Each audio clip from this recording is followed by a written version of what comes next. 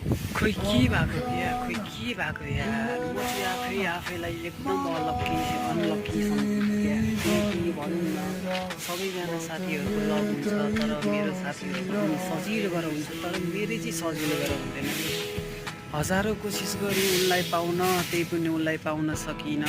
खै के हो उनको मात्र याद आउँथ्यो, छोड्नै सक्दिनँ।